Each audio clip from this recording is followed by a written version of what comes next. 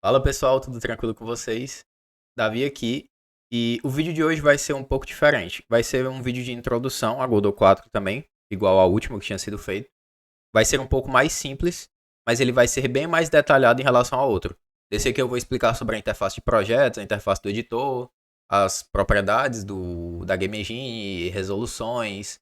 Vou tentar explicar de forma detalhada como o AutoTile e o Tile Map da Godot 4 estão funcionando.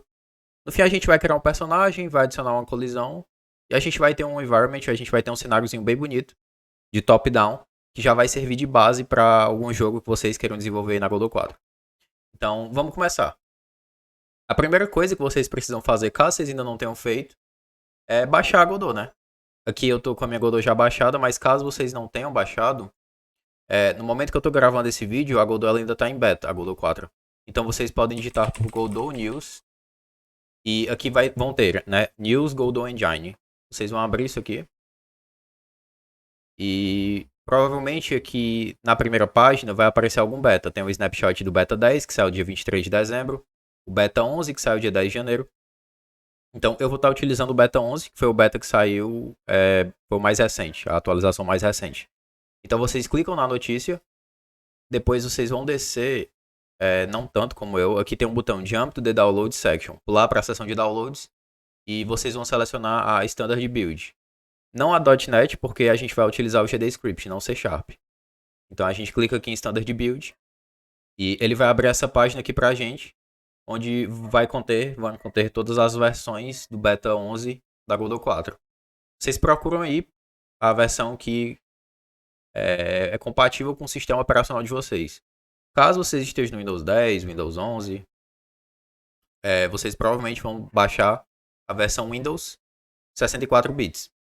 Porque todos os computadores mais recentes, eles têm um sistema operacional rodando em 64 bits. 32 são aqueles computadores bem mais antigos. Mas aí vocês testam. Se não funcionar com um, provavelmente vai funcionar com outro.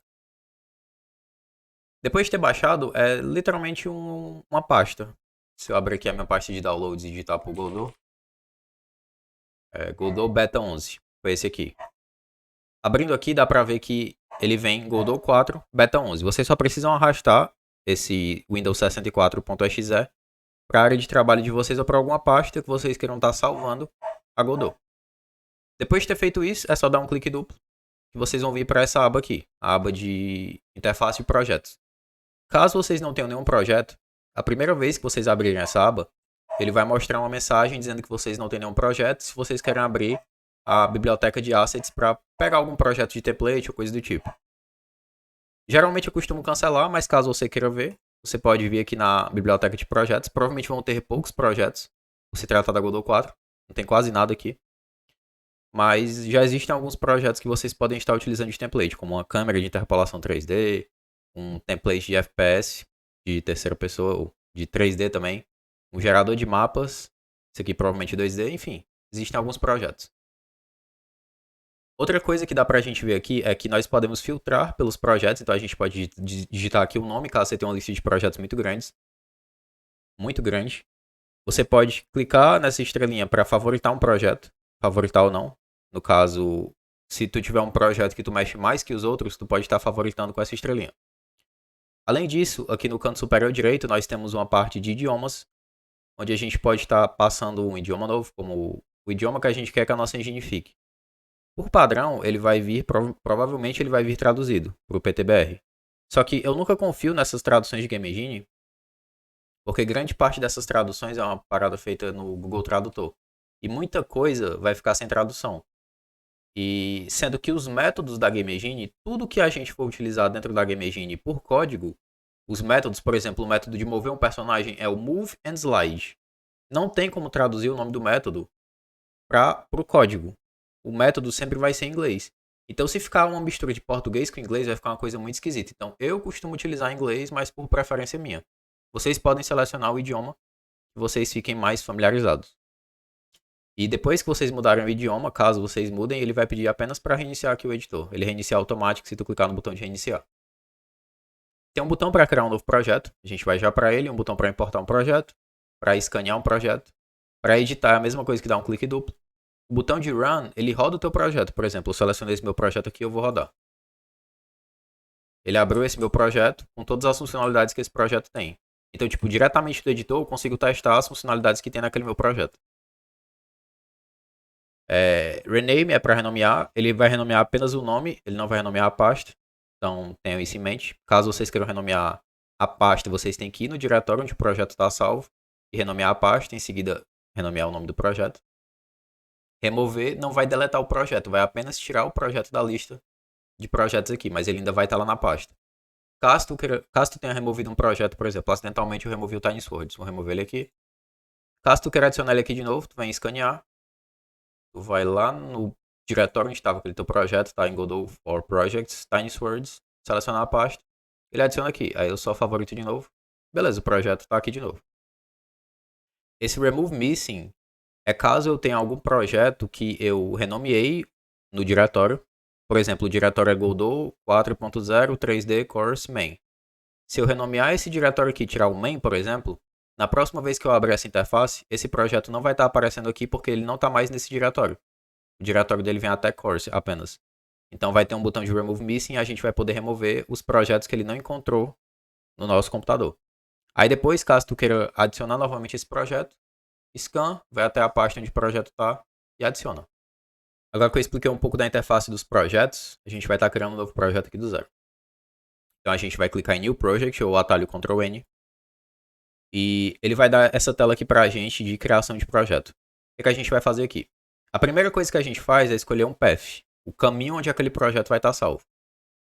Então a gente vai procurar aqui no nosso computador. Eu tenho uma pasta na minha área de trabalho. Como é que eu voltei sem querer? Na Godot for Projects. Essa aqui é a pasta onde eu estou salvando os meus projetos de Godot 4. Então aqui dentro eu vou selecionar essa pasta. Então o path inicial do meu projeto vai ser esse. Agora tem o path secundário, que seria o nome do projeto. Nesse caso aqui, eu vou estar chamando de Godot 4B11, que é o Beta 11 Demo. Em seguida eu vou criar essa pasta. A partir do momento que eu crio essa pasta aqui dentro dessa minha subpasta, é como se eu tivesse criado uma subpasta dentro de outra pasta.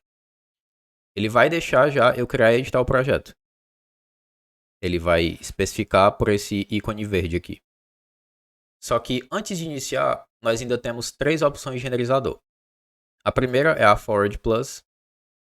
Essa Forward Plus é a que utiliza o renderizador da Vulkan. Ela tem suporte para plataformas de desktop apenas. Então é como se ela tivesse um renderizador mais pesado que não vai funcionar para aparelhos dispositivos móveis. Ele tem gráficos 3D avançados disponíveis. Ele pode escalar para cenas complexas, então ele pode escalar para cenas maiores. Ele utiliza renderizadores, dispositivos de renderizadores para o back-end. Isso aqui provavelmente é parte de servidor, multiplayer, etc. E ele é mais lento para renderizar cenas simples. Então, quando tu estiver fazendo um jogo 2D ou um jogo mais simples, tu não vai utilizar o Forward Plus porque ele é uma bazuca para uma formiga. Caso tu queira fazer um jogo mobile, um jogo mais simples, tu vai utilizar do mobile. Aqui ele diz, ele tem suporte para desktop, que é área de trabalho, Windows, Mac, Linux e mobile. Ele tem gráficos 3D mais leves. Então, se tu for fazer um jogo 3D low poly, que são aqueles objetos que têm poucos polígonos, ou são desenhados com menos meshes, tu vai estar optando pelo mobile também. O Forward Plus tu só vai deixar para quando tu estiver fazendo realmente um jogo muito bem trabalhado. E ele é menos escalável para cenas complexas. Então, cenas maiores tendem a perder qualidade ou rodarem pior com esse renderizador. Ele também utiliza dispositivos de renderização para o back-end. Eu acho que isso aqui vai ter em todos, é mútuo para todos. E ele é mais rápido para renderizar cenas simples. Como a gente quer fazer apenas uma cena de demo, esse aqui é o perfeito para a gente. E tem também o modo de compatibilidade. O modo de compatibilidade, como é que ele funciona? Ele funciona para praticamente tudo. E por que ele foi adicionado aqui na Godot 4? É porque muitos computadores não têm suporte ao Vulkan, que é o novo renderizador que a Godot está utilizando. Então tinha muita gente, até no meu canal, até no nosso servidor do Discord, que estava falando: pô, eu estava querendo usar a Godot 4, mas o meu computador não roda a Godot 4. Não estava rodando porque não tinha suporte ao renderizador que a Godot 4 disponibilizava, que era o Vulkan. Muita gente deve ter ido reclamar por causa de computadores ou dispositivos mais antigos. Então eles adicionaram esse modo de compatibilidade. Esse modo de compatibilidade utiliza do mesmo renderizador da Godot 3, que no caso é o OpenGL 3. 3.3, ES3.0 e WebGL2. São os renderizadores da Godot 3. Então, todo mundo que conseguir usar a Godot 3 vai conseguir usar a Godot 4 se for utilizar no modo incompatibilidade.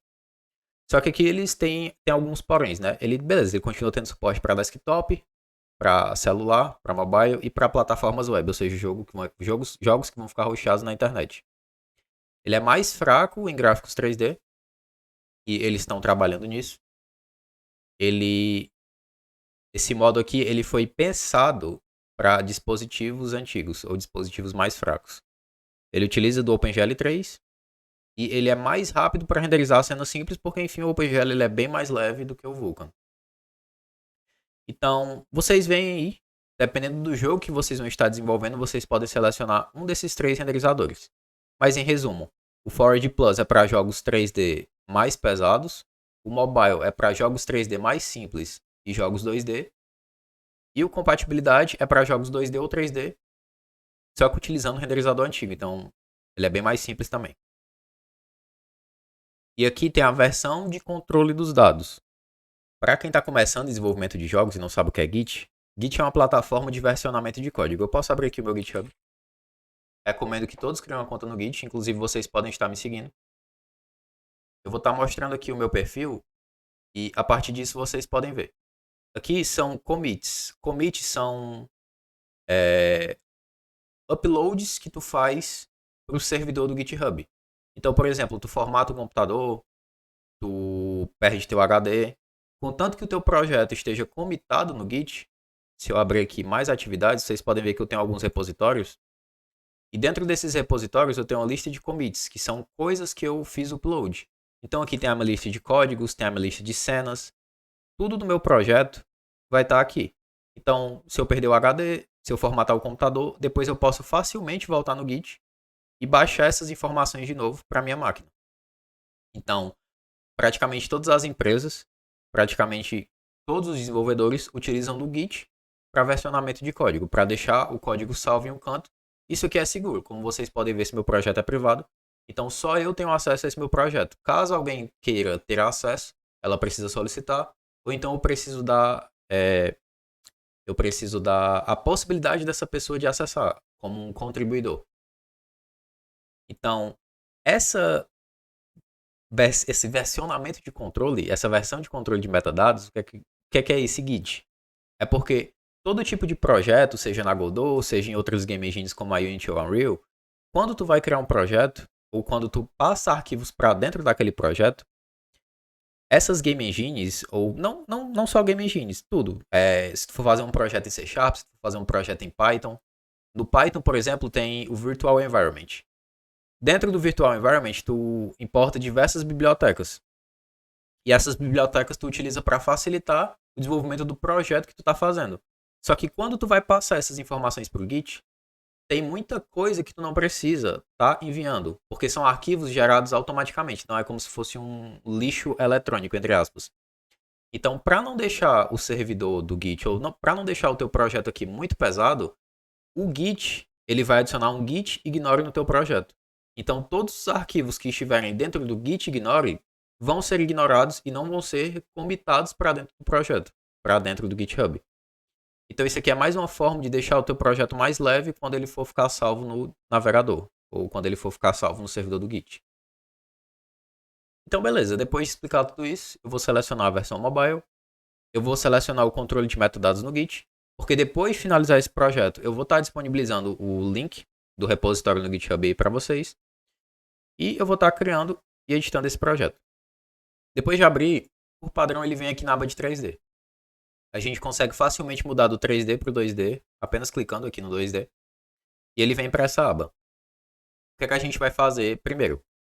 Eu vou estar colocando as assets que nós vamos estar utilizando dentro desse projeto. E qual o padrão que eu costumo utilizar? Eu costumo deixar todas as artes, músicas, fontes, tudo dentro de uma mesma pasta, que é a pasta de assets. E lá dentro eu vou criando subpastas para deixar tudo cada vez mais organizado. Então aqui eu clico com o botão direito do mouse, crio uma nova pasta, e aqui eu dou um nome para ela, a pasta de assets.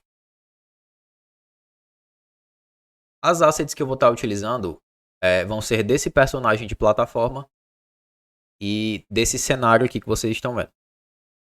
Eu estou utilizando o EasyPrite para separar apenas o que eu precisava de forma mais organizada.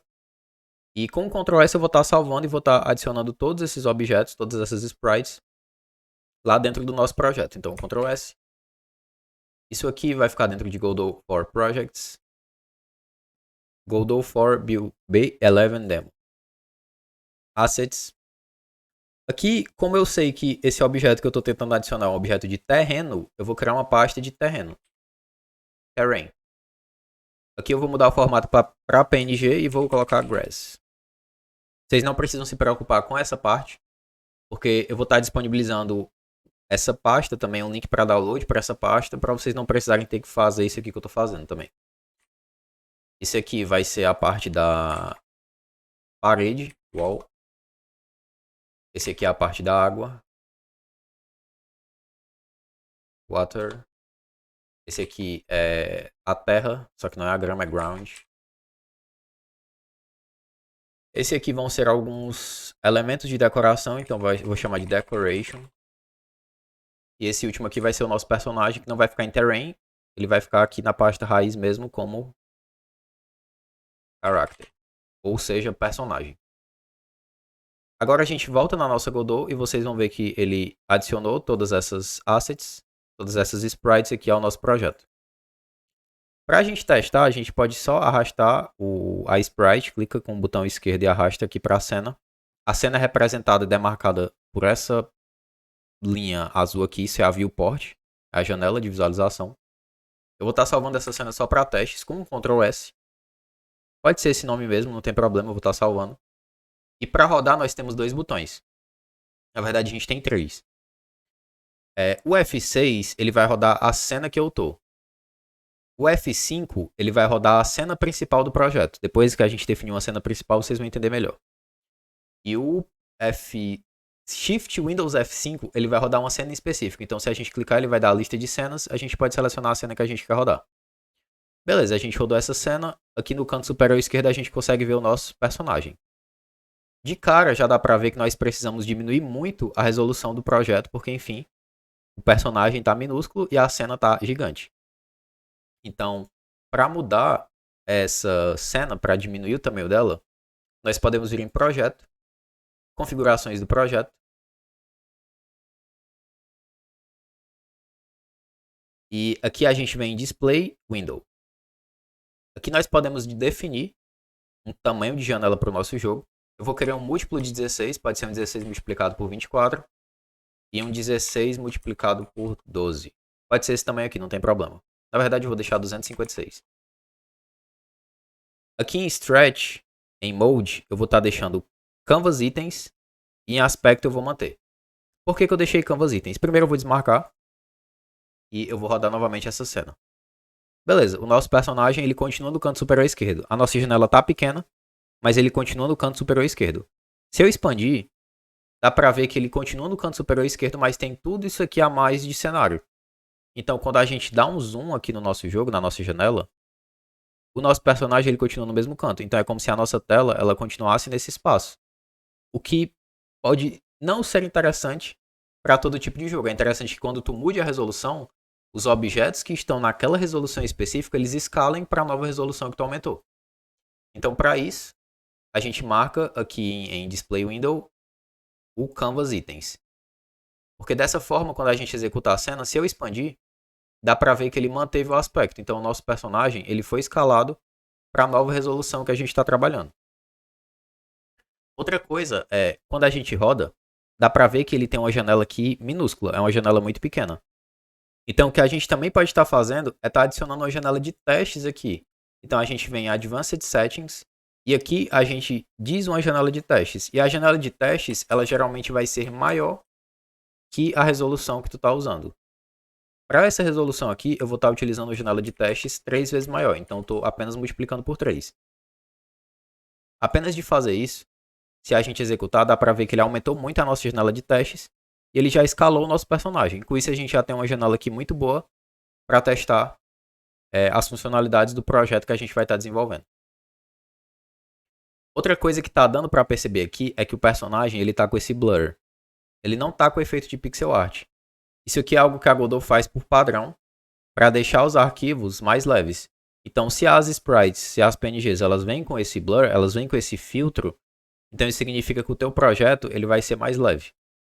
Só que para um jogo 2D pixel art, isso aqui não é muito interessante, então a gente precisa remover esse filtro. Para a gente remover esse filtro, a gente pode vir na textura que a gente tem selecionado, vem na aba de textura, e aqui nós temos filter. Tá como inherit, nós vamos mudar para nearest. Só de fazer isso, agora dá pra gente ver de forma detalhada todos os pixels desse nosso personagem. Eu vou estar criando uma nova cena aqui e vou estar passando qualquer um desses objetos. Dá pra ver que os objetos eles estão com esse efeito de borrado, justamente porque eles estão com o inherit.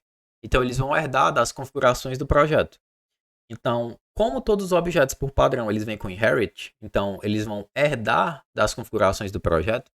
Se a gente mudar nas configurações do projeto para nearest, ao invés de linear, então todas as texturas elas vão ficar já nesse formato, nesse efeito de pixel art sem esse borrão. Então a gente vem em projeto, configurações do projeto. Aqui a gente vai digitar por nearest, filter, rendering textures, linear, muda para nearest. Apenas de fazer isso, dá para ver que agora todas as texturas, independente de onde a gente estiver, todas as texturas que a gente adicionar no nosso projeto, elas vão estar nesse formato de pixel art. Então, beleza. Agora que a gente já adicionou as texturas, já especificou os filtros, já mudou a resolução da nossa janela, a gente pode estar começando a desenvolver o nosso personagem. E o que é que o nosso personagem nesse projeto vai fazer?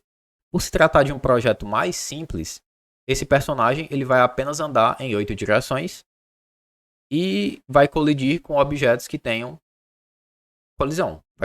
Vai colidir com objetos estáticos, que no caso, ele vai colidir com a água, ele vai colidir com as paredes, ele vai colidir com os objetos de decoração, etc. Então, eu vou primeiro estar deletando essa cena aqui, que foi só para testes. E qual o padrão que eu costumo utilizar aqui na Godot? Eu costumo ter uma pasta de assets, eu costumo ter uma pasta de cenas, eu costumo ter uma pasta de scripts, que é onde vão ficar os nossos códigos. Eu não expliquei o que são cenas. Se eu adicionar um Node 2D e dizer que isso aqui vai ser o meu personagem, esse aqui é o meu personagem. Com o Ctrl S, dá pra ver que ele quer que eu salve isso aqui, esse objeto que eu criei, com essa extensão .tscene. Isso aqui é o que é considerado uma cena na Godot. Eu posso fechar essa cena e não tem problema, porque ela está salva aqui. Se eu der um clique duplo nela, ele vai abrir essa cena e eu posso ir modificando as propriedades ou tudo que tem nessa cena a partir dessa instância dela. Por exemplo, se eu tenho uma cena que vai ser o meu nível. Eu quero ter um personagem dentro do meu nível, mas eu já criei um personagem, eu não quero criar um novo personagem do zero. Eu clico aqui nele, depois eu venho nesse cadeadozinho que é para instanciar um filho cena e eu procuro a cena do meu personagem. Agora aqui dentro eu tenho uma instância do meu personagem, eu posso ter quantas eu quiser. Se eu clicar aqui no personagem com Ctrl D, eu posso ir duplicando e eu posso ter vários personagens diferentes. Com o Shift e o clique esquerdo eu estou modificando a posição deles. E eu estou utilizando do Move Mode, porque utilizando do Move Mode, ele vai modificar o objeto que está selecionado. Porque, por exemplo, supondo que esse meu personagem ele tem uma sprite, e essa sprite é esse ícone aqui da Godot. Se eu for modificar com esse Select Mode, ó, eu selecionei personagem, eu estou com Select Mode, eu vou clicar aqui. Dá pra ver que ele modificou apenas a posição da sprite. O personagem, ele continua nesse ponto. Já a sprite nesse. Então, se a gente fizer um código para mover o personagem, por exemplo, o personagem vai estar aqui e a textura dele vai estar lá longe. Então, a gente vai estar se movendo aqui em cima e a textura vai estar se movendo lá embaixo. Então, isso não é uma coisa interessante a se fazer no projeto. Então, quando tu quiser mover um objeto na tua cena, tu se certifica de apertar o W ou de clicar aqui no Move Mode. E com o Move Mode selecionado, se a gente mover, mesmo eu clicando aqui, onde tem a zona demarcada pela sprite, como eu cliquei em personagem, ele vai mover o personagem e, consequentemente, ele também vai mover todos os seus filhos. Então dá pra ver que a textura e a sprite, aqui a sprite e o personagem, eles estão na mesma posição. Vou estar deletando essa cena E vou estar deletando novamente essa cena aqui do personagem, que foi só para exemplificar. E agora vocês sabem o que são cenas. Scripts são códigos que a gente atribui a objetos. No caso, a gente tinha um personagem, que era um 2D. A gente pode atribuir um código para aquele personagem. E esse código, aquele código que a gente adicionou, vai estar responsável por mover aquele personagem, ou seja, por executar ações naquele objeto. Então, para criar um personagem aqui, eu vou estar adicionando um Character Body 2D. Esse objeto aqui. Especializado em físicas 2D. Para personagens que se movem por código. Então, isso aqui é o objeto raiz, é o objeto padrão para a criação de personagens 2D na Godot. No 3D é o Character Body 3D, mas como aqui é 2D, a gente está trabalhando com o 2D. O que é que eu costumo fazer? Eu costumo renomear o meu personagem para personagem, character. E o nosso personagem, ele precisa de alguns objetos, como filhos dele, para montar a estrutura player. Ele precisa primeiro de uma sprite 2D, que é a textura, texture. E dentro de textura, a gente já pode especificar a nossa textura aqui. Além da textura, ele precisa de uma colisão, collision shape 2D, que eu vou estar chamando de collision. Porque a partir dessa colisão, nós conseguimos adicionar uma colisão física, algo que bloqueia a passagem desse personagem entre outros objetos estáticos, ou seja, entre outros objetos que vão possuir colisão. E aqui dá para ver que o nosso personagem ele conta com 4 sprites. Isso aqui que a gente adicionou na nossa cena foi um sprite sheet. É chamado de sprite sheet, que é um conglomerado de texturas juntas. A Godot e todas as outras game engines, elas têm uma forma muito sutil de tratar esse sprite sheet, que é o seguinte: a gente vem na textura e aqui em textura a gente tem a aba de animação. Aqui a gente sabe que nós temos 4 frames na horizontal e apenas um frame na vertical. Então aqui nós temos justamente a quantidade de colunas, que é a quantidade de frames na horizontal, e a quantidade de linhas, que é a quantidade de frames na vertical. A quantidade de linhas nesse caso já está correto. A gente só precisa mudar a quantidade de frames na horizontal, que nesse caso aqui são 4. Então dá para ver que só de ter modificado para 4, agora ele está mostrando apenas uma única sprite. Então a gente consegue criar animações por meio desse frame. Esse frame, pelo fato da gente ter definido 4 frames na horizontal, ele vai de 0 até 3 agora.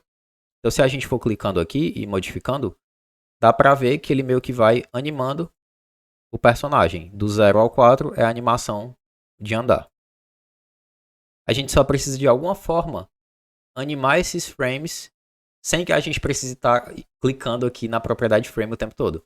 Então para isso tem um objeto aqui na Godot que é o Animation Player.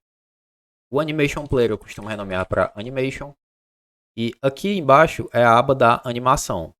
O padrão ele não vem com nenhuma animação criada, então nós precisamos criar uma animação aqui embaixo. Vou estar clicando em Animation, New, e eu vou estar especificando a animação de Idle. Idle é quando o personagem ele estiver parado. Com o Animation Player selecionado igual ele está aqui, nós podemos vir na aba de textura. Dá para ver que ele demarcou essa região, que é a região da textura. E dá para ver que quando o Animation Player está selecionado aqui embaixo, aparecem várias chaves que são propriedades desse objeto que a gente pode estar animando. No caso, a animação de idle vai ser a animação do personagem parado, então ela vai ter apenas um único frame. Nesse caso é o frame 0. Então eu vou estar clicando aqui na chave onde tinha 0 e ele vai perguntar se eu quero criar uma nova propriedade frame na nossa track, na nossa linha do tempo aqui. E eu vou clicar em criar. Beleza, ele criou aqui o nosso frame. Aqui é o tempo da animação que a gente define. Eu vou estar definindo um tempo de 0.2 segundos. E eu vou estar marcando o botão de loop. Isso aqui é para ele loopar. Então agora se eu der um play, dá para ver que quando ele chega no final, ele volta para o começo. E aqui ele está preso, entre aspas, na animação de parado. Outra animação que a gente precisa criar, a gente clica em Animation, New, é a animação de andando, Walk. A animação de andando, ela vai começar também do frame 0. Em 0.2, eu vou mudar aqui para 0.2. Ela vai para o frame 1. Em 0.4, ela vai para o frame 2. E em 0.6, ela vai para o frame 3. Com o Ctrl e a roda do mouse para cima, eu vou dar um zoom. E eu vou dizer que essa animação ela vai ter 0,8 segundos de duração. Além disso, eu vou estar marcando aqui o loop da animação. Se eu der um play agora, dá para ver que o nosso personagem, quando ele está andando, quando ele está rodando essa animação, dá a impressão de que ele está andando.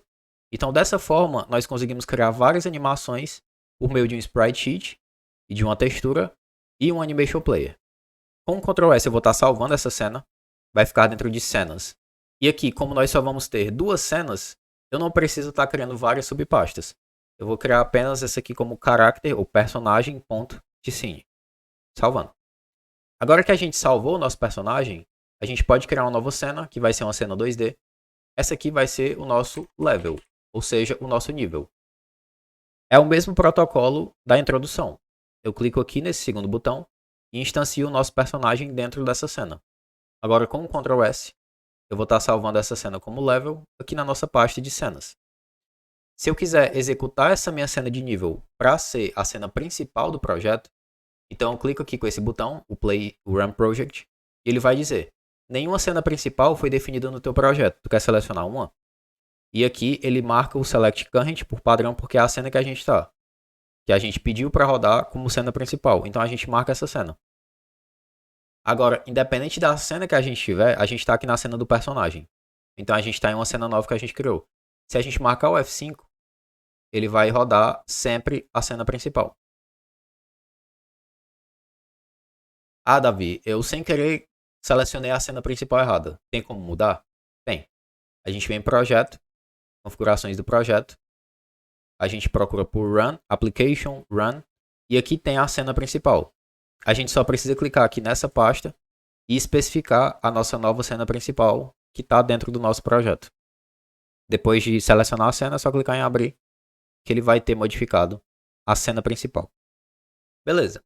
Agora que a gente adicionou a textura, as animações, a gente precisa adicionar uma colisão.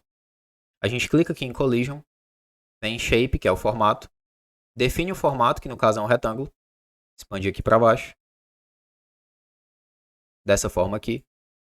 E eu vou dizer que eu quero que a colisão dele fique mais ou menos nessa parte aqui de baixo. Inclusive eu vou estar até arrastando um pouco, porque por se tratar de um jogo top-down, ele tem essa margem aqui embaixo e um pouco da margem em cima. É como se a colisão estivesse apenas no pé dele.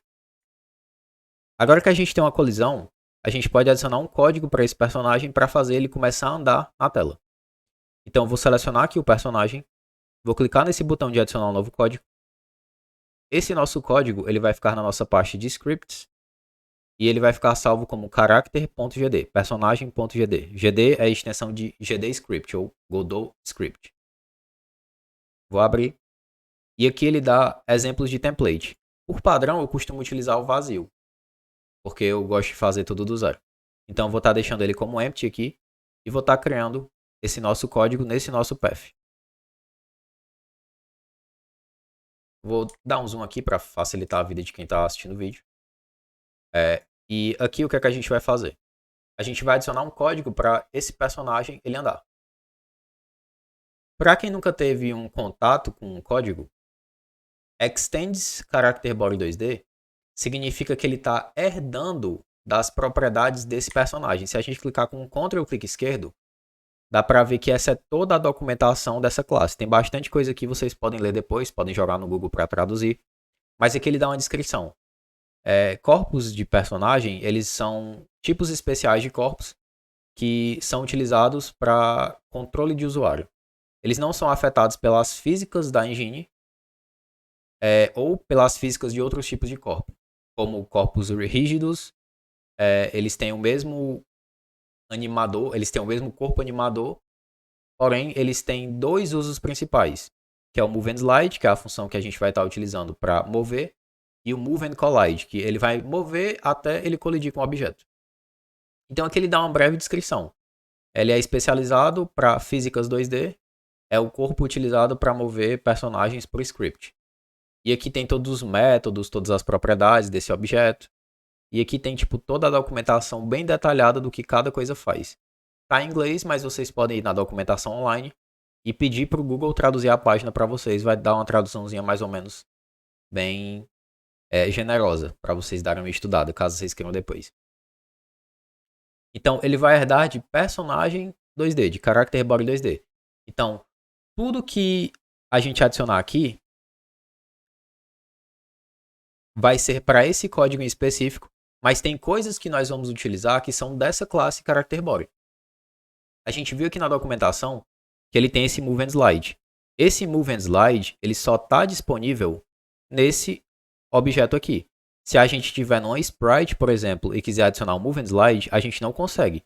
Porque a sprite, ela não herda dessa estrutura aqui. Objeto, node, canvas item, node 2D, collision object 2D, physics body 2D, character body 2D. Ela não herda dessa estrutura. Se a gente clicar aqui na sprite, clicar com o botão direito e open documentation, dá para ver que ele herda de objeto, node, canvas item, node 2D.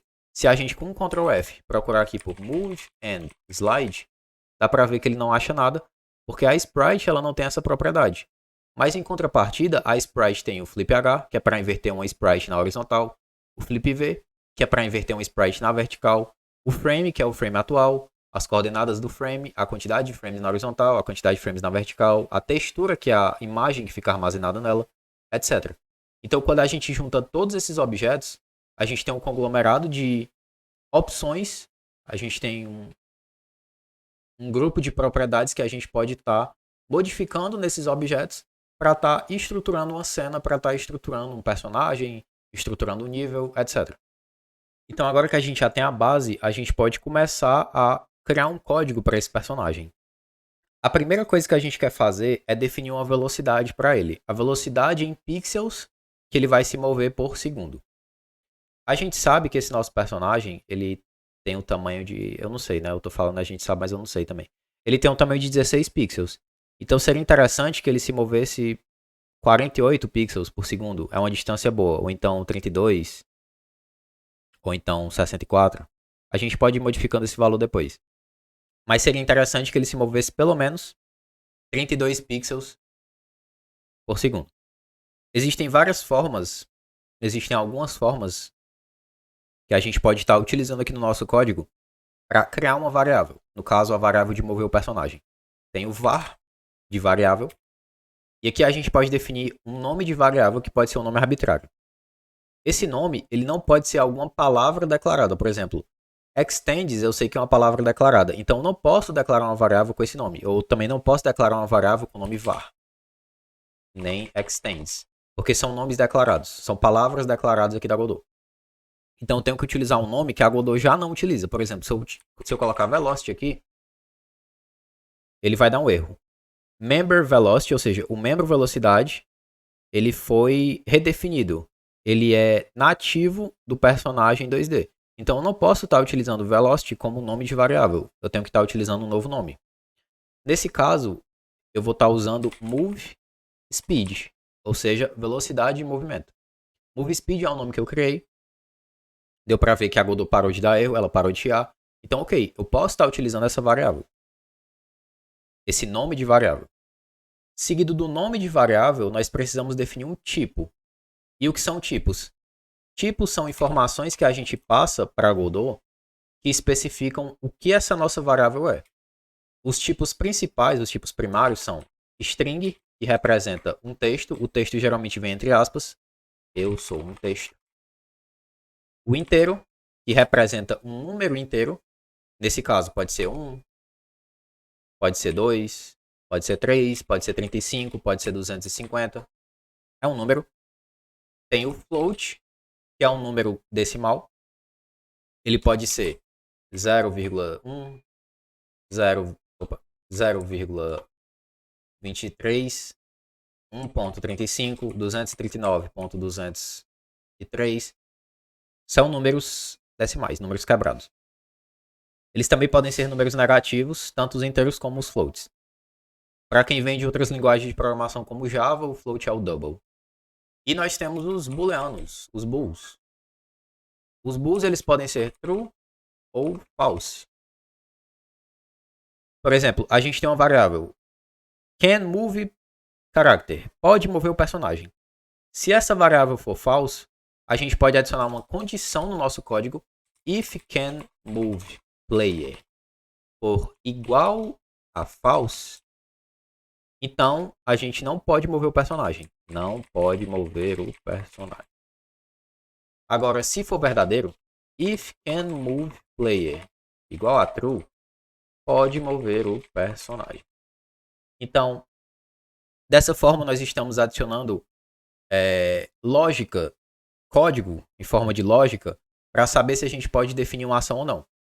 Nesse caso que a gente pode mover o personagem, a gente pode dizer que a velocidade, que é a palavra declarada, a gente viu que velocity é uma palavra declarada aqui da Godot, a nossa velocidade, ela pode receber a nossa direção, e a direção é uma variável que a gente tem criada, multiplicado pela nossa move speed, que foi a variável que a gente criou aqui em cima. Então, se a gente tem uma direção de 1 apontando para cima, vai ser 1 multiplicado por 32. Então, ele vai andar 32 pixels por segundo para cima.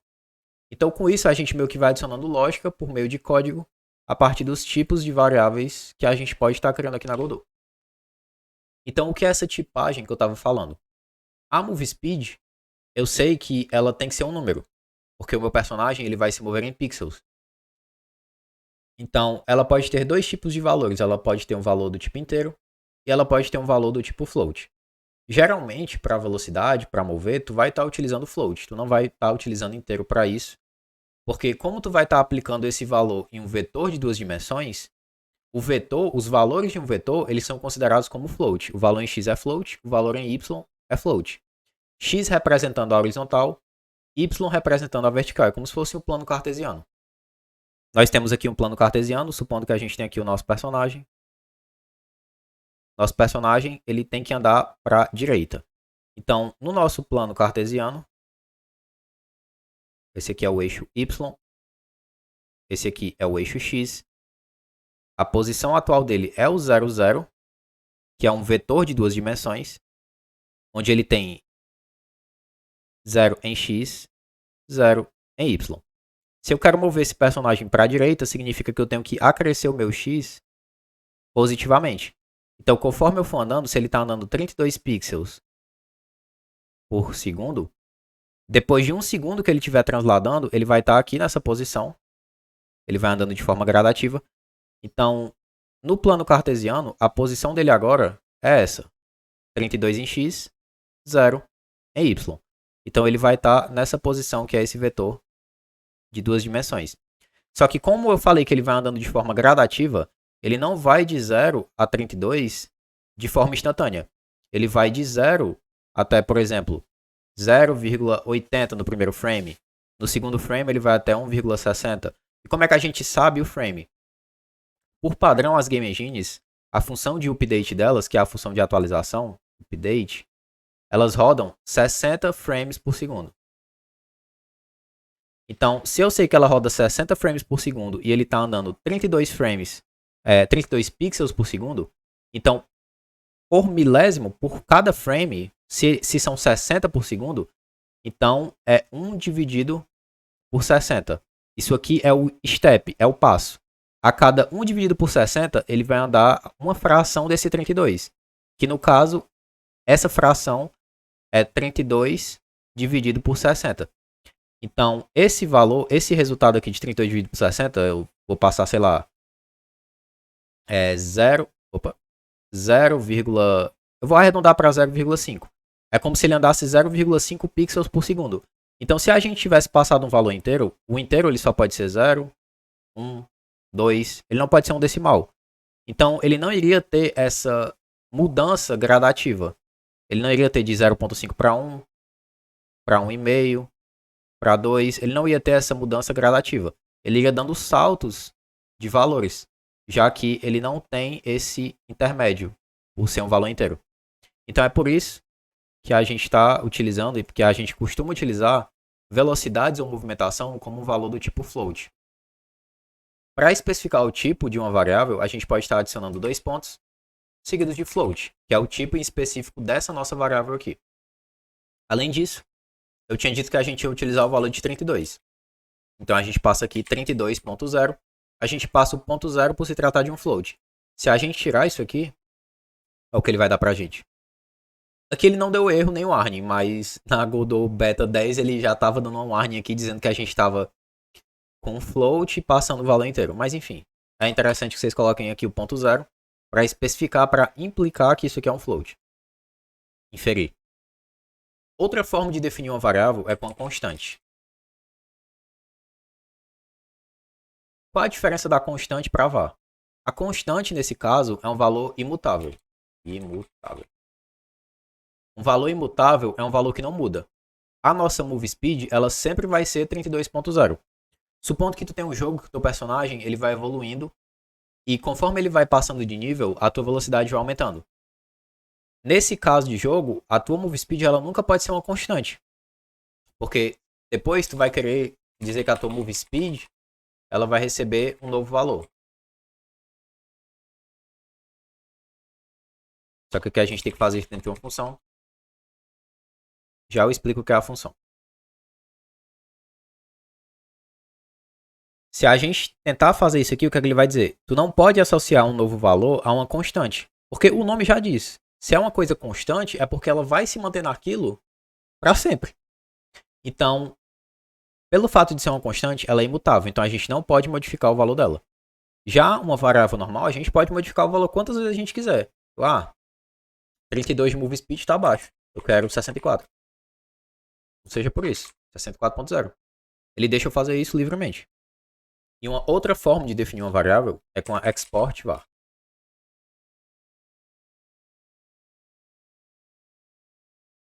No caso aqui ele está dando erro porque a export na Godot 4 ela precisa de um arroba na frente, por ser uma variável especial. Aqui ele está dando erro porque a move speed já existe. Então eu vou estar tirando essa, eu vou estar comentando na verdade essa move speed aqui e vou estar utilizando dessa. Qual a diferença da var para a export var? A export var a gente consegue modificar o valor dela diretamente aqui pelo editor. Então tu está testando o teu jogo com 32, 32 está muito lento. Tu vem aqui no editor diretamente e muda para 64. Tu não precisa vir no código para modificar esse valor. Então todas as variáveis do tipo export, elas vão aparecer aqui no editor. Então é muito mais rápido e prático para tu fazer novos testes no jogo que tu está desenvolvendo. Beleza, a gente já explicou variáveis, como que tu declara variáveis. Agora eu tinha colocado essa função ready aqui embaixo. E eu vou estar explicando o que são funções e o que é a função ready em específico. Funções são blocos de código que tu vai estar criando que vão ficar indentados, ou seja, vão ficar dentro desse corpo e só vão ser executados quando tu chamar aquela função em específico. Aqui a função ready, ela tá com essa setinha azul, porque ela é uma função declarada da Godot. O que é que essa função vai? O que é que essa função faz? Se a gente abrir a documentação, ele diz: essa função ela vai ser chamada quando o objeto estiver preparado, ou seja, quando tanto o objeto como os seus filhos, todos os seus filhos, tiverem entrado na cena. Então, e aqui ele diz também, se os filhos do objeto tiverem uma função ready, essas funções ready, ou seja, esses callbacks, as funções ready dos seus filhos vão ser chamadas primeiro. Então, aqui eu vou estar dando um print. Um print é uma mensagem que a gente pode estar mostrando aqui na output para a gente saber se ele está entrando nesse código ou não, ou se algum valor existe ou não. Então aqui eu vou estar colocando: entrou na cena. Se eu rodar apenas essa cena, dá para ver que assim que o objeto está pronto, ele aparece aqui embaixo: entrou na cena. Isso significa que o personagem ele foi carregado. Então a função ready a gente costuma utilizar como uma função construtora. Por exemplo, a minha move speed ela tem um valor de 32 aqui. Vou estar até voltando o valor para 32. Se eu printar move speed aqui, vocês vão ver que quando eu rodar, ele vai ter retornado o valor de 32. Mas aqui embaixo eu estou redeclarando esse valor como 64. Então se eu passar o print aqui para baixo, dá para ver que assim que o objeto fica pronto, ele vai reatribuir um novo valor para essa variável. Então nós costumamos utilizar a função ready como uma função de inicialização do objeto. Eu quero carregar uma nova textura no meu personagem. Carrega na ready. Porque assim que ele estiver pronto, tu vai conseguir modificar as propriedades para carregar uma nova textura. Eu quero que assim que o meu personagem seja carregado, apareça uma cinemática. Aqui por código tu chama a cinemática que tu quer que apareça. Enfim, essa é uma função ótima e perfeita para tu utilizar como uma função construtora. Tu vai chamar sempre que aquele teu objeto estiver pronto na tua cena. Beleza, a gente explicou um pouco da Ready. Não vou estar precisando utilizar ela nesse projeto. Mas tem outras duas funções muito úteis, que são a Process e a função PhysicsProcess. Essas aqui são as funções de update da Godot. Se eu der um print em Delta aqui e rodar o projeto, vocês vão ver que ele está me printando várias vezes aqui. Ele está me printando todos esses valores. 0.01333. Esse valor que ele está printando aqui é justamente aquele 1 dividido por 60. O delta corresponde ao valor de cada frame individual. E qual a grande diferença da Process para a PhysicsProcess? Aqui na Process a gente consegue ver que o delta ele está variando. Ele tem o seu valor variando. Então, por exemplo, um frame carrega muito mais rápido, outro carrega muito mais lento. Por exemplo, esse frame aqui de cima, ele demorou 2 vezes mais para ser carregado do que esse frame aqui de baixo. E o que é que significa? Eu vou estar dando um PES aqui de novo. E eu vou estar dando um print nesse delta aqui.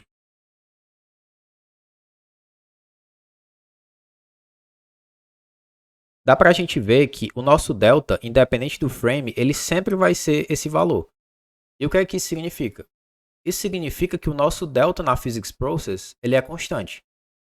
Aí tu pensa, tu tem um jogo que ele roda a 60 FPS. Então tu vai multiplicar o teu delta pela tua velocidade, que é 32. Então tu espera que em 1 segundo ele ande 1 dividido por 60 multiplicado por 32. Por exemplo, vou colocar aqui em cima. 1 dividido por 60 multiplicado por 32. Tu espera que ele ande 32 dividido por 60 frames por segundo. No caso, isso aqui por frame. Tu espera que ele ande isso aqui tudo por frame. Mas supondo que o teu jogo ele está rodando a 10 FPS. Então o teu delta vai ser 1 dividido por 10. 1 dividido por 10 multiplicado por 32. Tu espera que a cada frame ele ande 3,2 pixels. Então, como ele está rodando a 10 frames por segundo, em 1 segundo ele também vai rodar 32 pixels. Então isso é frame independent, que é o que o pessoal chama em jogo. É independente do teu jogo estar rodando a 60 FPS ou estar rodando a 10, a quantidade que o personagem vai se mover por segundo é a mesma. Então, se tu não utilizar do delta, o que é que vai acontecer? Tu quer que ele ande, a cada vez que ele entra na PhysicsProcess, tu vai acrescer 60 pixels. Então, se ele entrar 10 vezes na PhysicsProcess em 1 segundo, ou seja, se o jogo estiver rodando a 10 FPS, ele vai andar 600 pixels. Mas se o jogo estiver rodando a 60 FPS, ele vai rodar 3.600 pixels. Então, se o jogo está rodando a 300 FPS, ele vai entrar 18.000 pixels por segundo. Então, daqui tu tira. Se tu não estiver utilizando o delta, baseado no teu FPS, o personagem do teu inimigo, que está com mais frame por segundo, ele vai andar muito mais rápido que o teu, que está com menos FPS. Então, é por isso que tu tem que utilizar do delta. E por que a gente está falando isso e está mostrando a PhysicsProcess? Porque na Process, o delta ele não é constante. Então vão ter frames que o teu personagem vai andar mais rápido, vão ter frames que o teu personagem vai andar mais devagar, etc. Então tu não quer que isso aconteça. Tu quer que o teu personagem ele seja constante na velocidade dele. E ele vai ser constante justamente na PhysicsProcess, que é a função que contém físicas, que é a função geralmente utilizada para criação de físicas na Godot. Então essa é a grande diferença dessas duas. A Process pode estar utilizando para elementos de interface, para clique de botão, etc. Para uma tela inicial, para alguma ação que tu quer monitorar que não tenha relação com físicas. Então beleza, agora que a gente já explicou, a gente pode tirar a Process, a gente já sabe que a PhysicsProcess é a função ideal para a gente mover o nosso personagem. E aqui o que é que a gente pode estar fazendo para mover ele? Para mover o nosso personagem, a gente tem que modificar a velocity, a variável velocity, que é a palavra reservada do character body 2D. Então o que é que a gente tem que fazer para mover ela? A gente tem que dizer que a nossa velocidade ela vai ser um vetor de 2 dimensões, que vai ter uma direção, multiplicado pela nossa move speed. Se a gente disser que a nossa velocidade ela vai ser move speed, vocês vão ver que ele vai dar um erro, dizendo que o tipo float ele não pode ser associado a uma variável do tipo vetor de 2 dimensões. Então a gente precisa multiplicar essa move speed por alguma direção. Só que direção não foi declarado. Então aqui a gente pode criar uma variável direção, direction. Pode dizer que ela é um vetor de 2 dimensões. E pode dizer que ela é um vetor que está acrescendo o valor em x. Só de ter feito isso, se a gente printar aqui embaixo a nossa velocidade, dá para ver que a nossa velocidade ela é constante em 32. Porque a gente está multiplicando a move speed pela direção. Então, 1 multiplicado por 32 vai ser 32. 0 multiplicado por 32 vai ser 0.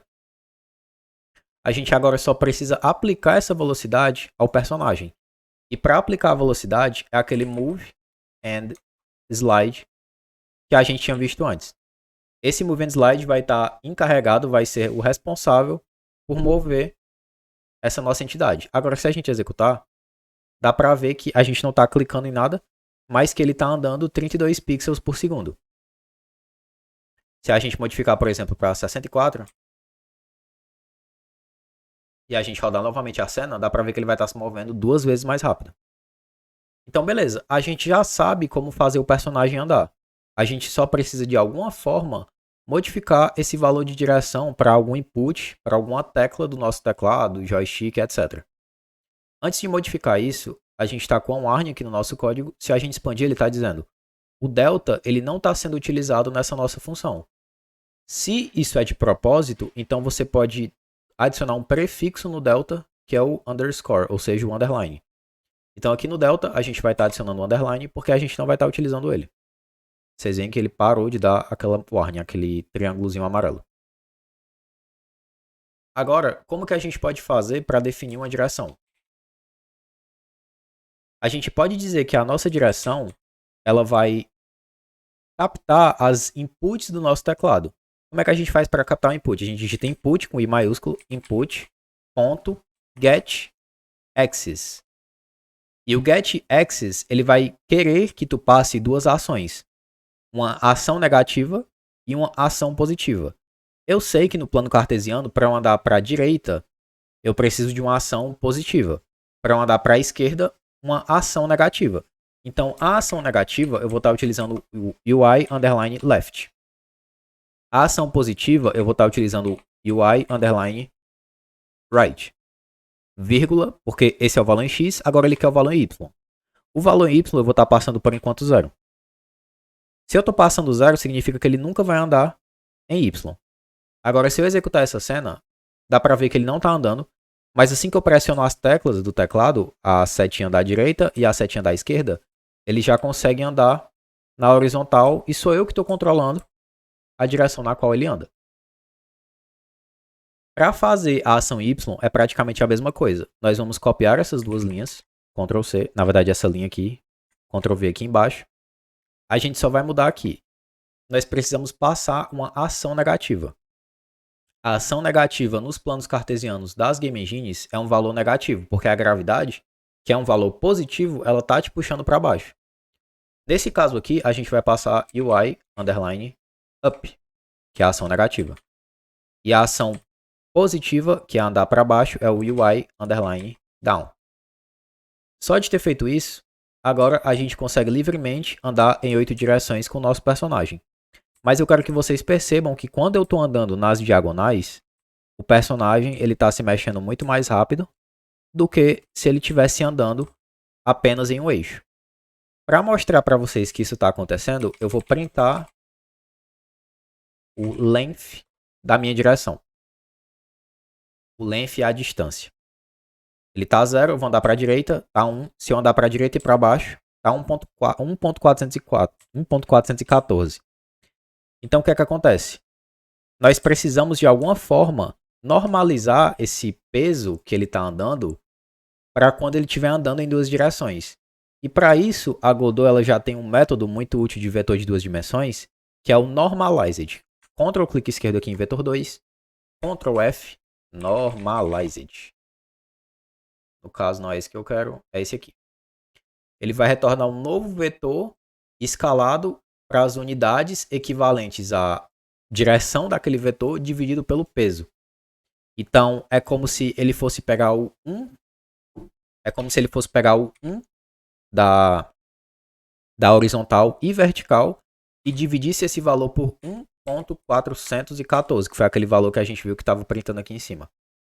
É como se ele fizesse isso nesses dois eixos para a gente. Então eu vou dar um ponto, normalized aqui. E agora quando eu rodar, vocês vão ver que beleza, eu estou andando em um eixo, ele continua como 1. Se eu andar em dois eixos, ele está praticamente normalizado, um valor muito próximo de 1.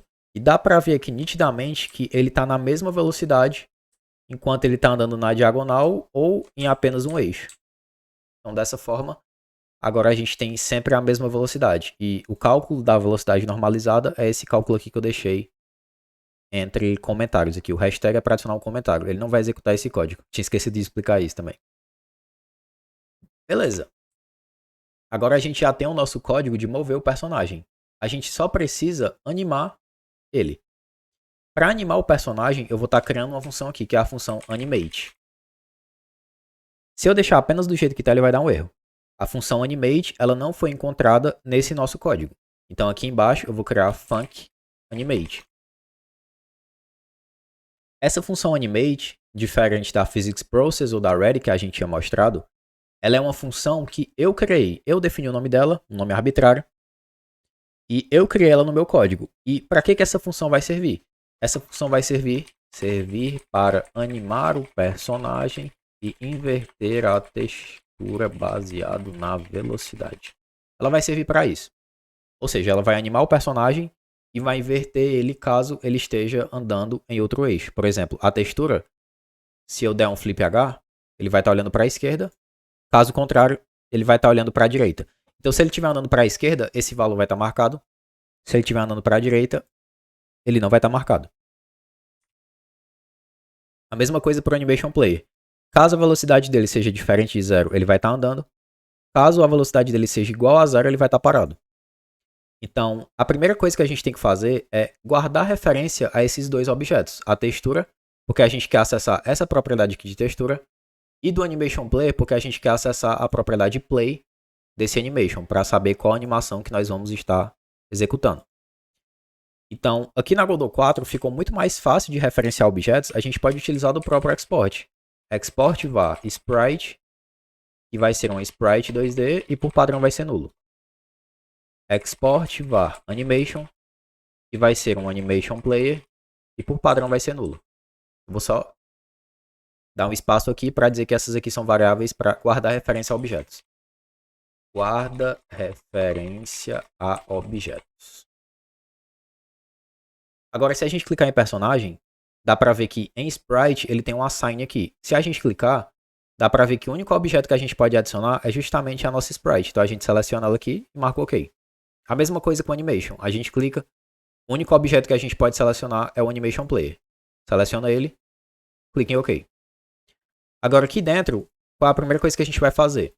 A gente vai verificar a velocidade em x. Por exemplo, eu vou dar um print velocity.x, que vai puxar o valor em x desse nosso vetor de duas dimensões aqui. Executando, tá 0. Se eu estou andando para a direita, 64. Se eu estou andando para a esquerda, menos 64. Então, eu posso utilizar desse valor positivo e negativo para inverter o meu personagem na horizontal ou na vertical. No caso, na horizontal, né? Para saber se ele vai estar invertido ou não na horizontal. Então, se a velocidade em x for maior do que 0, ou seja, se for um valor positivo, então sprite, que foi a variável que a gente criou que está guardando referência a esse nosso objeto, ponto flip h vai ser igual a false. Porque se ele está andando para a direita, o flip h da sprite é false. Se ele estiver andando para a esquerda, um valor negativo, o flip h vai ser true, vai ser on. Então, a gente cria aqui embaixo. If velocity.x for menor do que 0, sprite.fliph vai ser igual a true. Beleza, só com esse código, se a gente andar para a direita, ele está andando para a direita. Se a gente for para a esquerda, ele inverte o nosso personagem para a esquerda. Agora, a gente vai estar adicionando o código de mover. Se a velocidade for diferente de um vector 2.0, vector 2.0 é como se fosse um vetor de duas dimensões zerado. Só que para não ter que escrever dessa forma, a gente pode estar utilizando disso que fica muito mais legível, que é um vetor de duas dimensões, onde ele tem 0 em x e 0 em y. Então, quando o personagem estiver parado, a sua velocidade eventualmente vai ser 0. Caso seja diferente, a exclamação na frente significa diferente. 2 iguais é para saber se ele está igual. Uma exclamação, um igual, é para saber se ele está diferente. Se ele for diferente de 0, então animation, que é a nossa animação, a gente guardou referência com esse nome, ponto play, walk. E aqui eu vou dar um return. Aqui embaixo, animation.play, idle, de parado. Por que eu fiz isso aqui diferente? Se a nossa velocidade for diferente de 0, ele vai rodar a animação de andar e vai dar um return. O return significa que ele não vai executar nada que se encontre abaixo dele. Ele vai retornar essa função aqui, então ele nunca vai chegar nessa linha. Agora, caso ele não entre dentro dessa estrutura, ele vai ignorar a linha 42, 43 e 44, e depois da linha 40, ele vai rodar direto a linha 46, porque ele não entrou aqui dentro. E se ele não entrou aqui dentro, significa que a velocidade dele é igual a 0. Só de ter feito isso, agora dá pra ver que ele chama a animação de correndo. Quando ele fica parado, ele volta para a animação de idle. Então, com isso, a gente finalizou o nosso personagem com as suas animações de parado e andando, e um personagem de plataforma, um personagem top-down, andando em todas as 8 direções. Só uma coisa que a gente pode fazer para deixar o nosso código mais organizado é check orientation, de verificar a orientação do personagem para saber se ele está para a direita ou para a esquerda. E aqui a gente cria check orientation. Dentro dessa função a gente vai passar esse código. E dentro da função de animate a gente deixa só o código de animar. E aqui a gente pode estar melhorando aqui o nosso código, pode estar adicionando um comentário aqui. Serve para inverter a textura baseada na velocidade. E essa aqui ela serve para animar o personagem. Com isso a gente tem todo o nosso código. Tirando os comentários aqui de cima que a gente adicionou, essa move speed que a gente nem está utilizando, mas eu vou deixar aqui só para exemplificação, dá para ver que é um código bem simples para mover o personagem. Isso aqui para puxar a direção, a velocidade que vai receber a direção multiplicado pela move speed, o move and slide para mover e colidir, o check orientation para inverter na horizontal, dependendo da velocidade, e a função de animate para animar o personagem. Então agora que a gente criou o personagem, a gente pode estar adicionando o nosso terreno, que é só para a gente ter uma parte mais visual e adicionar colisões e criar um cenáriozinho bonitinho aqui para o nosso jogo.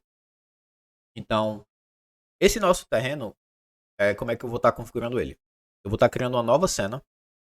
Dentro dessa cena, o objeto raiz vai ser um objeto 2D. E eu vou estar chamando ele de terreno. Terrain. Com Ctrl S eu vou salvar dentro de cenas como terreno. E aqui dentro do terreno eu vou estar adicionando um tilemap. Tilemap é o objeto que ele vai criar grids, criar quadrados aqui no nosso jogo. E por meio de cada um desses grids, de cada um desses quadradinhos, a gente vai poder ir colocando esses quadrados e ele vai gerando o terreno pra gente. Então, esse nosso primeiro tilemap vai ser o tilemap de grama. Grass L1, que vai ser o primeiro andar. Aqui, selecionando o Grass L1, o que é que a gente vai fazer? O Cell Quadrant Size, ele já é de 16, tá correto? A gente vem em Tileset, cria um novo Tileset, clica aqui nele para expandir. Tile Size 16 por 16 pixels, tá correto também. Então, aqui dentro, a gente especifica o nosso terreno de grama. E aqui ele pergunta se a gente quer criar um atlas a partir desse terreno, a gente marca que sim. Com a roda do mouse a gente consegue dar o zoom para visualizar, a gente consegue puxar aqui também para deixar maior. E o que é que a gente vai estar fazendo nesse terreno? Esse terreno a gente vai estar configurando por meio de tilemaps. E por meio de autotiles, né, no caso. E o que são autotiles?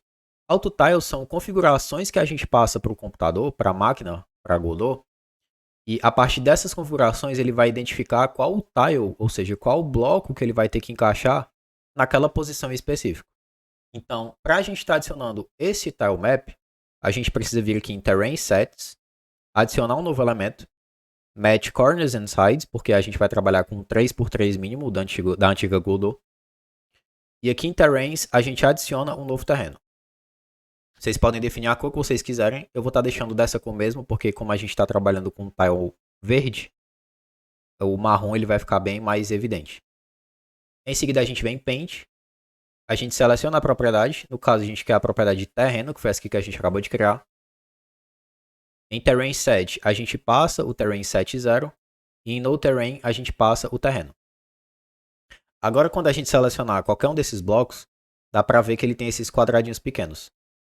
Esses quadrados pequenos aqui, nesse exemplo que a gente pintou esse bloco todo, representa o bitmask. E como que o bitmask ele funciona para a criação de terrenos automáticos? Eu vou estar vindo aqui no whiteboard, vou estar vindo aqui para a esquerda, vou estar pegando a minha mesinha. O que eu vou fazer? Supondo que eu tenho um quadrado e esse quadrado ele está todo pintado de grama. Esse tile representa um bloco de 16 por 16. Eu quero utilizar ele para representar um tile no meu mundo. Quando tu vai configurar um auto tile, o que é que tu tem? Se tu quiser configurar auto tiles na horizontal, tu tem 3 blocos aqui nesse caso. Cada um desses blocos representa uma coisa. Por exemplo, esse bloco aqui, ele pode ter esse terreno aqui. E essa parte aqui é a parte da grama. Esse do meio aqui, ele pode ser dessa forma. Então tu tem grama tanto em cima quanto embaixo. Esse aqui da direita, ele fica desse formato. Então isso aqui tudo é grama. Tu consegue ver uma similaridade entre esses blocos. Tu consegue ver que esse bloco da esquerda, ele sempre vai estar na esquerda. O bloco da direita, ele sempre vai estar na direita. E esse bloco do centro, ele pode ser repetido várias vezes. Então, esse pode ser um bloco do centro. Esse pode ser um bloco do centro. Esse pode ser um bloco do centro. E esse aqui pode ser um bloco da direita. E esse aqui um bloco da esquerda. Só que eu não quero ir pintando de um por um e colocando, esses 3 vão ser do centro, depois eu pego da esquerda, vou lá no editor, seleciono da esquerda, coloco da esquerda aqui. Vou lá no editor, seleciono da direita, coloco da direita aqui. Seria interessante que se eu fosse só passando o mouse e clicando, e ele já fosse encaixando esses blocos de forma automática para mim. E é justamente dessa forma que... Tô tentando fazer uma coisa aqui, mas tá ficando horrível. E é justamente dessa forma que o AutoTile funciona. Como é que o AutoTile ele funciona? Nós vamos pintar bitmasks e esses bitmasks vão ser utilizados pela Godot para identificar onde que ela vai colocar tais blocos. Se eu sei que eu tenho esse corredor de 3 células que eu acabei de falar, eu sei que esse bloco aqui ele sempre vai estar na esquerda, o que é que eu tenho que pintar nesse bloco? Esse bloco eu sei que ele é um grid de 9 bitmasks. Cada bitmask corresponde a esse quadradinho menor. Se eu sei que ele é o tile da esquerda, então eu sempre vou pintar o tile do centro, porque o tile do centro vai representar onde eu tô. Eu sou o tile do centro. E se eu sou o tile da esquerda, onde que eu tenho outro tile nesse meu exemplo aqui? No tile da direita. Então, eu sei que eu tenho um tile à minha direita. Então, nesse exemplo, eu pinto esse bitmask. Já no tile do centro, como é que ele funciona? Novamente, um grid de 9 células. Cada um vai ter um grid de 9 células. Porque a gente colocou Match Corners and Sides lá na Godot. O bloco do centro representa esse. Esse bloco do centro, ele está rodeado de outros 2 blocos. Um para a esquerda e outro para a direita. Então, sempre que eu tiver um bloco que ele está rodeado de outros 2 blocos, ele vai priorizar essa sprite, essa textura em específico. E o bloco da direita é o mesmo esquema. Não vou pintar tudo não, vou pintar só esses 2 aqui para não perder tanto tempo. Eu sei que eu sou o bloco do centro e que tem um tile à minha esquerda.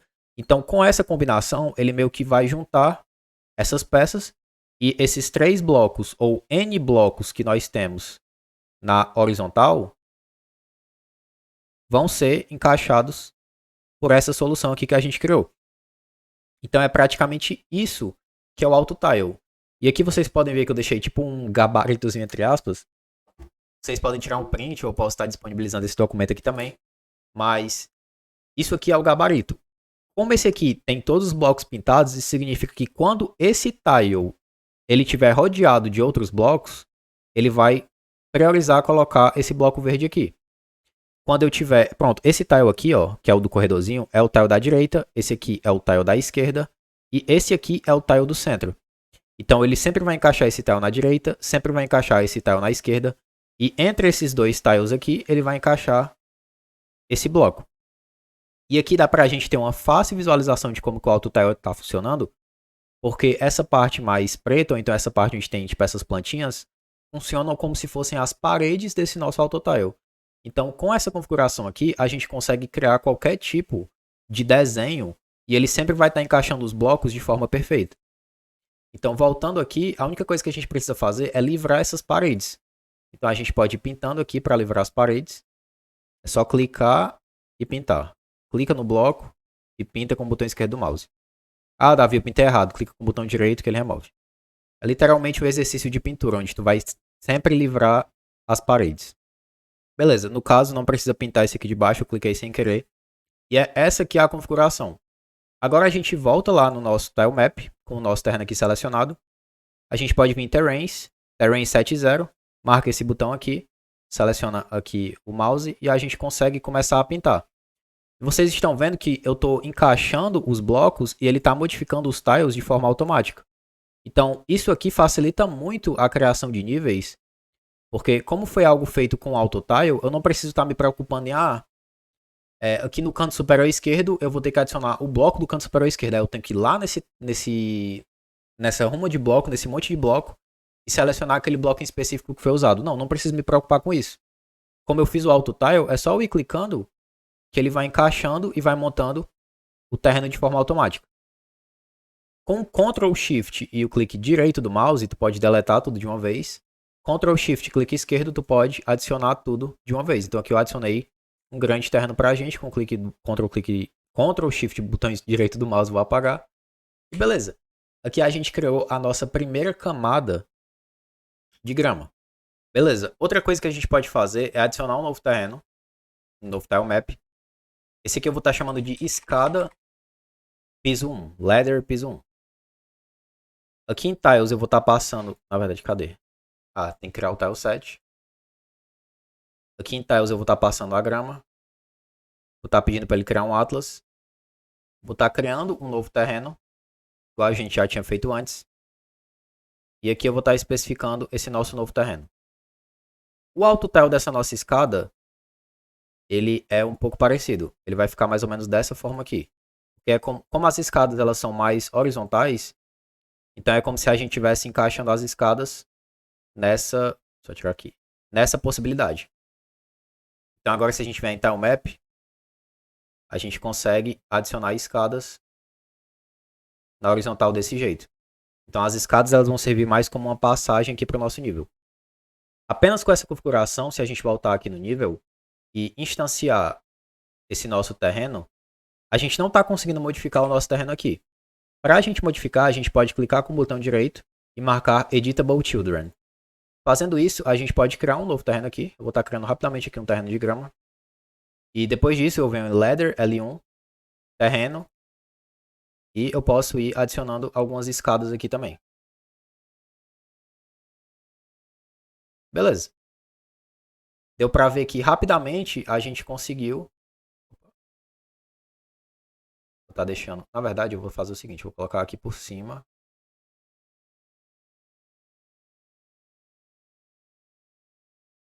Desse jeito aqui. Deu para ver que rapidamente a gente conseguiu construir um nível aqui nessa nossa fase. Vou estar arrastando o personagem aqui para frente. E vou estar dizendo que ele vai estar na layer do index 1. Para ele aparecer à frente dessa grama. E se a gente voltar aqui no nosso terreno, dá para ver que aqui a gente não tem nada. Porque a gente só modificou no nosso nível. Se a gente rodar no nosso nível, a gente vai ter todo esse nosso terreno aqui. Mas caso a gente execute aqui no terreno, não vai ter nada construído. Porque a gente não modificou na base do terreno. A gente modificou apenas nessa instância que foi o nível que a gente criou. Então agora que a gente tem a base, o que é que a gente pode fazer? A gente pode duplicar essa grama. Dizer que é a L2 e a escada L2. Esses aqui, no caso, eles vão ter os index de -1 e vão ter os index de -1. Então eles vão ser desenhados atrás. Então se eu colocar grama aqui no L2, vocês vão ver que essa grama ela vai estar sendo desenhada por debaixo da primeira. Então é para tipo representar que isso aqui é uma camada mais baixa.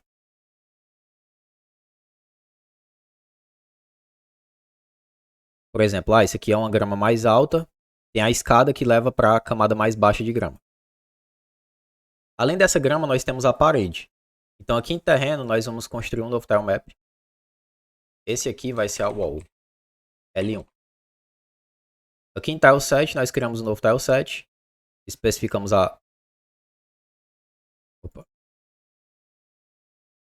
Especificamos a parede aqui. E o que é que vai ter de diferente? As nossas paredes aqui, elas vão ter colisão. Para adicionar a colisão, a gente vem em Physics Layers, adiciona um elemento. E agora que a gente selecionar a Physics Layer, essa aqui é a colisão, a gente só precisa clicar em cada um desses blocos. Se a gente vier em Tile Map selecionar um bloco, a gente pode pintar, e esse bloco aqui que a gente está selecionando em específico, ele já vai ter uma colisão. Eu vou estar só adicionando a wall L2 e mudando os index dela para o -1. Aqui em Level, eu vou selecionar essa primeira parede. Vou estar clicando aqui. E vou estar adicionando essa primeira parede aqui. A segunda. A terceira. E por último a quarta aqui. Quarta camada. Tá fazendo a mesma coisa aqui nessas pontas também. A segunda. A terceira. E a quarta. Outra coisa que eu vou fazer, eu vou tirar essa grama aqui de baixo. Ctrl Shift clique direito. E eu vou estar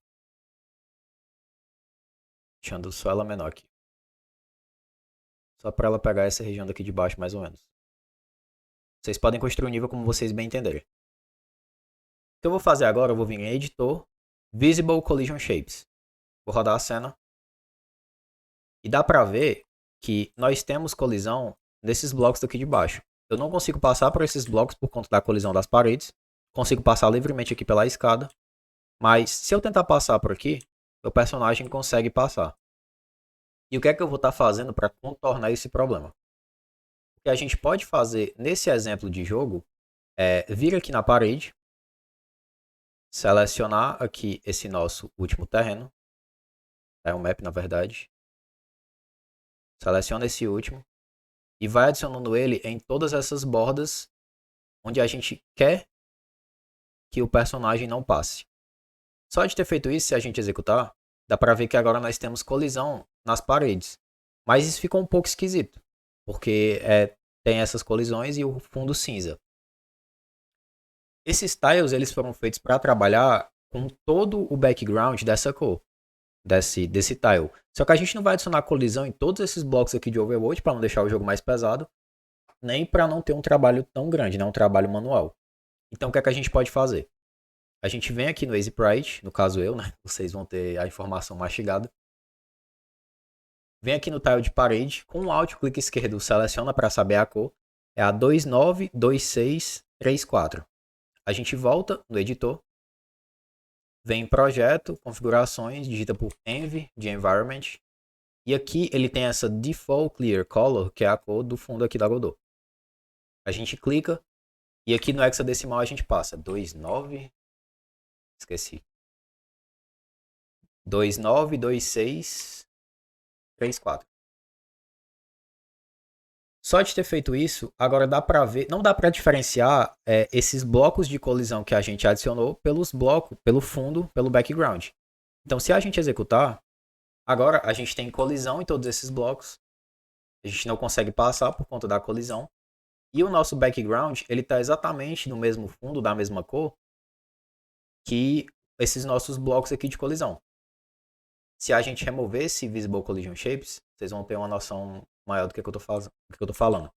A gente continua tendo colisão aqui, mas a colisão, ela tá nesses blocos, mas dá a impressão de que a colisão, ela tá na grama, ao invés de estar nesse background. O que dá um efeito muito mais interessante aqui para esse projeto em específico.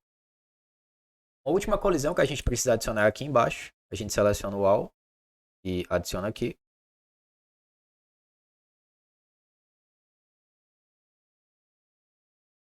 E pronto. Agora ele já tem colisão em todos os blocos. Outra coisa que a gente pode fazer é adicionar uma câmera no personagem. Uma câmera.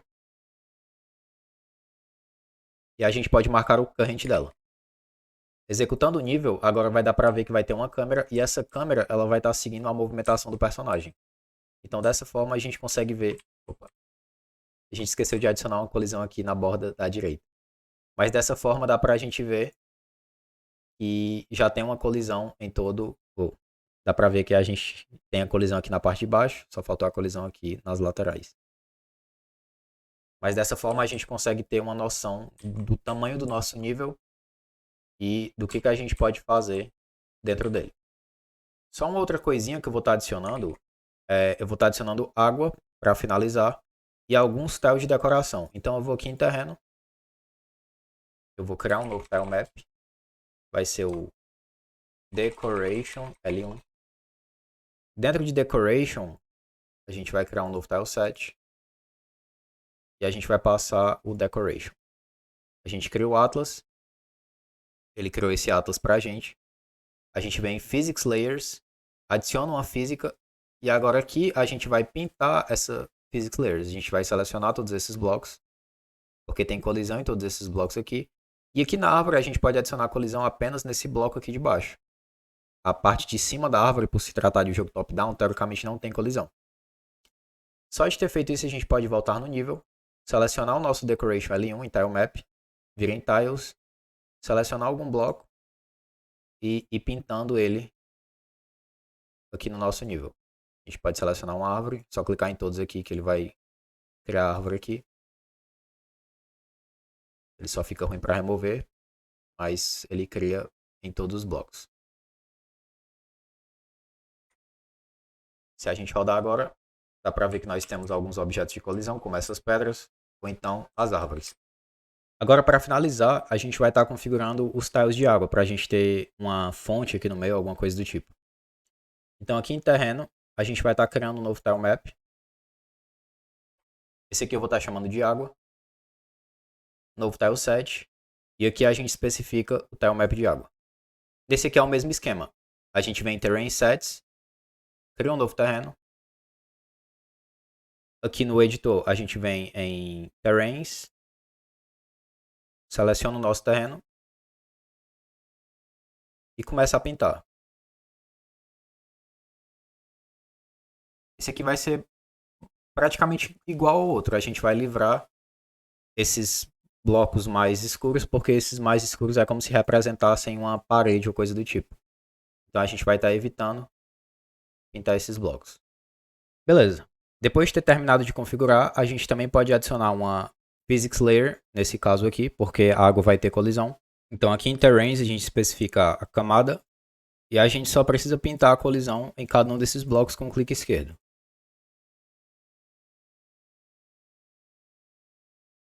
Depois de ter pintado todas as camadas de colisão, a gente pode voltar aqui no nosso nível. Aqui no nosso terreno, a gente pode deletar alguns desses blocos. Esses aqui, por exemplo, eu vou tirar essas decorações de árvore. Vou estar apagando também. Selecionar qualquer uma dessas e posso ir deletando. Esse aqui também.